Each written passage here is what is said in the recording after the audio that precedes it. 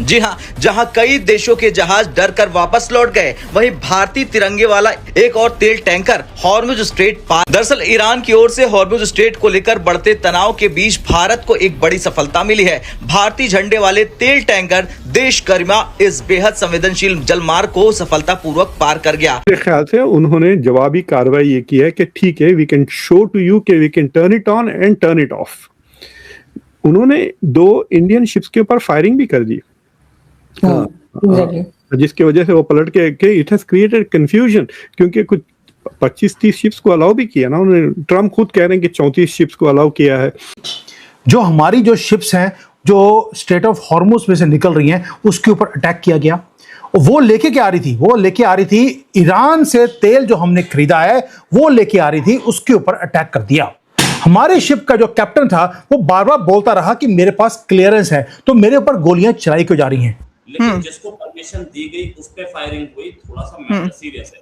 इस मामले में ईरानियन एम्बेसडर को समन किया गया और ईरानियन एम्बेसडर आकर के अब कुछ जवाब देंगे, ईरानियन गवर्नमेंट को जवाब देगी। यानी आप लोगों ने, यानी आपकी मिनिस्ट्री की तरफ से ईरानियन एम्बेसडर को समन किया गया है, इस पे मतलब काफी गुस्सा दिखाया गया है कि भाई ये क्या हुआ है।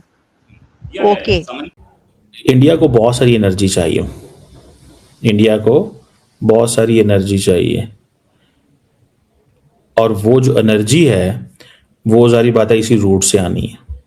ये वही रास्ता है जहां हाल ही में ईरानी रेवोल्यूशनरी गार्ड द्वारा कथित तौर पर जहाजों पर फायरिंग की घटनाएं सामने आई थी। इसके बावजूद देश गरिमा ने न केवल स्ट्रेट को पार किया बल्कि ओमान की खाड़ी में आगे भी बढ़ गया। सबसे बड़ी बात, मार्च की शुरुआत से अब तक ये इस रूट को पार करने वाला 10वां भारतीय जहाज बन गया। यानी खतरे के बावजूद भारत अपने समुद्री व्यापार को जारी रखने में सफल रहा है। जय हिंद साथियों, जब से ईरान वर्सेस अमेरिका का युद्ध चला है तब से भारत के कई जहाज जो है स्ट्रेट ऑफ हार्मुज को पार कर गए हैं, और अब फिर से एक जहाज देश गरिमा जो कि स्ट्रेट ऑफ हार्मुज को उस समय पार किया जब IRGC के सैनिक ने भारत के कमर्शियल जहाज पर जो है फायरिंग कर दिया था। उसके बावजूद कुछ जहाज तो वापस चले गए, लेकिन ये जहाज वहां से निकल आया, और ये दिखाता है कि भारत की आर्थिक नीति कितनी मजबूत है कि युद्ध कितना भी चलता रहे लेकिन भारत जो है अपनी आवाजाही स्ट्रेट ऑफ हार्मुज से भी नहीं रोकेगा। और दुनिया ये देख रही है कि जब से युद्ध चल रहा है भारत किसी न किसी तरीके से अपने जहाजों को वहां से पार करवा ही ले रहा है। हालांकि युद्ध की वजह से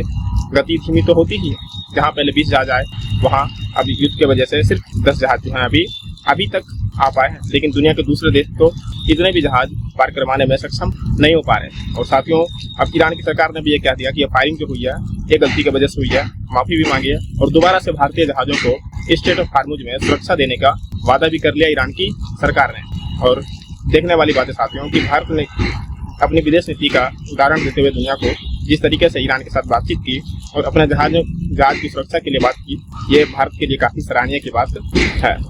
किया गया था, वो समन करने के बाद उनको बोला गया कि ऐसा क्या हो रहा है, जरा हमें बताओ। वैसे ईरान जो कर रहा है वो ये चाह रहा है कि स्ट्रेट्स ऑफ हार्मुज पूरा उसके हाथ में हो। अभी थोड़ी देर पहले गवर्नमेंट ने, इंडियन गवर्नमेंट के सोर्सेस ने बोला है कि शिप्स की मूवमेंट, जो इंडियन गवर्नमेंट बता रही है, शिप्स की मूवमेंट को लराक आइलैंड क्या है, बंदर अब्बास के पास ईरान के एकदम वो mouth of straits of Hormuz वहां पर है। तो बोला गया लराक आइलैंड से दूर रहें और स्ट्रेट्स ऑफ हार्मुज को क्रॉस करने की कोशिश न करें इंडियन शिप्स जब तक क्लियरेंस ना मिल जाए। और इंडियन नेवी वहां पर अभी भी कंटिन्यू कर रही है अपनी डिप्लॉयमेंट। ये अभी लेटेस्ट आई है तकरीबन 1 घंटे पहले, और ये है कि हाँ, सारे ही नहीं पास कर पा रहे, सारे ही शिप्स नहीं पास कर रहे ना। तो इसमें मुझे नहीं पता पाकिस्तानी शिप पास कर रहे हैं कि नहीं, लेकिन अमेरिकन नहीं पास कर रहे हैं, यूरोप के नहीं पास कर पा रहे। कल तकरीबन 8 के आसपास शिप पास हुए थे, उससे पहले भी दिन 10 के आसपास पास हुए थे। कुछ ऐसा है जहां 150-200 शिप्स पर डे पास हो रहे थे, तो वहां 8-7 ऐसे पास हो रहे, तो सबके ही रुकेंगे। ये है कि हाँ, एक चीज है कि हमें इंडिया को परमिशन दी गई थी कि आप क्रॉस कर सकते हैं, वो अभी तक क्रॉसिंग की परमिशन बीच में परहैप्स इन्होंने विड्रॉ कर ली, जो कि इंडियन गवर्नमेंट को बताया नहीं। अगर बताया होता इंडियन गवर्नमेंट को तो इंडियन गवर्नमेंट अपने सारी शिप्स को रोक लेती। अब जहां तक बात ये है कि आगे क्या होगा, नेगोशिएशंस आर गोइंग ऑन और हमें उस पर डिटेल्स मिल जाएंगे जल्दी। लेकिन ईरान की तरफ से ये जो है स्टेप था कि पहले आपने परमिशन दे दी, उसके बाद फायरिंग कर दी। ये या तो कोई गलती थी या गलती, क्योंकि परमिशन देते हुए भी पता होगा कि इस शिप को नहीं जाने देना, इंडियन शिप है। परमिशन देते हुए उन्हें पता था कि ये इंडियन शिप है, सारी डिटेल्स थी, शिप का नाम तक था, लिस्ट में सेकंड नंबर पे था। उसके बाद क्यों फायरिंग की गई? या गलती से फायरिंग की गई, या ये सोच के फायरिंग की गई कि इंडियन शिप के प्रिटेक्स्ट में या इंडियन शिप के कैमोफ्लेज करके। क्या मोदी जी के गलती के कारण ये सारे काम हुए? और ये कंपैरिजन है जो मैंने पूरा करके देखा कि हमने अगर गलती करी है तो क्या एक इस्लामिक कंट्री के ऊपर हमने विश्वास रखा, वही सबका साथ सबका विकास, इनको चावल भेजते रहे, मेडिसिन भेजते रहे, उन्होंने हमें गोलियां चलाई हमारे ऊपर। और दूसरी तरफ से अगर मैं पाकिस्तान को कंपेयर करता हूं, हमने ईरान की गवर्नमेंट के ऊपर विश्वास किया।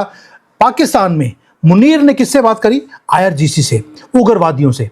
क्या उन्होंने अपनी प्राइस पे कर दी, दोस्ती की मुनीर के साथ? ये सारे मुद्दे हैं जो मुझे तंग कर रहे थे। हमने पूरी इन्वेस्टिगेशन करी कि हुआ क्या है, हमारी गलती क्या थी, और पाकिस्तान ने मास्टर शो खेला है या कुछ और होने वाला है। दोस्तों, एक शॉक वेव है दिल्ली के अंदर, वो अभी तक हमारी गवर्नमेंट हाई अलर्ट के ऊपर है। और बता दूं आपको कि हमारी जो सांसें हैं वो भी रुकी हुई थी जब हमारे पास इंफॉर्मेशन आया कि ईरान में, जो कंट्री हमें स्ट्रेटेजिक दोस्त मानता है, हम भी मानते हैं, और टॉप 5 स्ट्रेटेजिक कंट्रीज में ईरान ने हमें मेंशन किया था, उन्होंने हमारे ऊपर ही गोली चला दी। क्या ये वही है इस्लामिक वाले पीठ में खंजर भोगते हैं? क्या मोदी जी ने गलती करी थी? एक जियोपॉलिटिकल ब्लंडर किया है हमारी गवर्नमेंट ने। और अपोजिशन वो तो बोल रही है कि जो हमारा मिनिस्ट्री ऑफ एक्सटर्नल अफेयर्स हैं, उनको पता ही नहीं है कि फॉरेन पॉलिसी होती क्या है। फॉरेन पॉलिसी हमारी फेल है, ये ऑपोजिशन और लिब्रांडो जो मीडिया है बिका हुआ, वो बोल रहा है।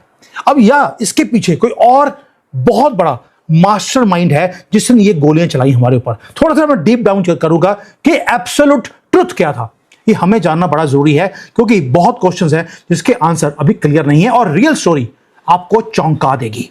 पहली बात यह है कि जो सबसे बड़ा र्यूमर था कि मोदी जी ने गलती करी बहुत बड़ी जियोपॉलिटिकल, मैं आपको आंसर दे दूं, हमने मास्टर शो खेला था ईरान के साथ दोस्ती कर। हमने इस्लामिक कंट्री के ऊपर हमने विश्वास नहीं करा, बस एक ट्रांजैक्शन है, उनको जो चाहिए था हमने दे दिया, और हमें जो चाहिए था ईरान से हमने वो लिया। हमारी दोस्ती किसी से नहीं, दुश्मनी भी किसी से नहीं, ये ट्रांजैक्शनल है। भारत ने डिप्लोमेटिक मास्टर क्लास खेली। मैं पहले भारत का बता रहा हूं, उसके बाद बताऊंगा कि पाकिस्तान ने जो जियोपॉलिटिकल मास्टर स्ट्रोक खेला है उसका प्राइस हमें पे करनी पड़ी है, पाकिस्तान बाद में। क्योंकि ईरान के साथ हमने क्या किया, जब मिडिल ईस्ट में आग लगी हुई थी दोस्तों, प्रेशर हमारे पर पूरा था कि हम साइड लें, या तो ईरान की या इजराइल की। हमारे ऐसे लोग बोलते रहे ईरान की साइड लेने की जरूरत नहीं है, वहां पे हम लेंगे इजराइल की साइड, क्योंकि इजराइल हमारे साथ है। ईरान तो एक ट्रांजैक्शनल है, और वैसे भी आप इस्लामिक कंट्री के ऊपर विश्वास नहीं रख सकते, ये मैंने खुद बोला है। दूसरी तरफ से कई लोग ऐसे थे जो बोलते थे हमें ईरान का सपोर्ट करना चाहिए क्योंकि वहां से तेल आएगा। एक ट्रैप था। लेकिन मोदी जी ने क्या किया, उन्होंने सबसे हार्ड जो रास्ता है वो चुना। हमने ईरान को सपोर्ट किया, और इजराइल को हमने कोई भी, ना वर्बली ना किसी और तरीके से हमने सपोर्ट ही नहीं किया। हमने जो क्रिटिकल मेडिसिन ईरान को चाहिए थी, इनको खाना चाहिए था, हमने भेजा इन द वर्स्ट क्राइसिस, और उसके बदले में हमने इनसे तेल भी खरीदा पूरे दाम पर, डिस्काउंट पर नहीं। ये ना लगे कि यार हमने मेडिसिन इसलिए भेजी क्योंकि हमें डिस्काउंट के ऊपर तेल चाहिए था, नॉट एट ऑल। हमने ह्यूमैनिटेरियन ग्राउंड के ऊपर, सनातनी जो हमारा वो है प्रिंसिपल्स हैं, उसके ऊपर हमने काम किया।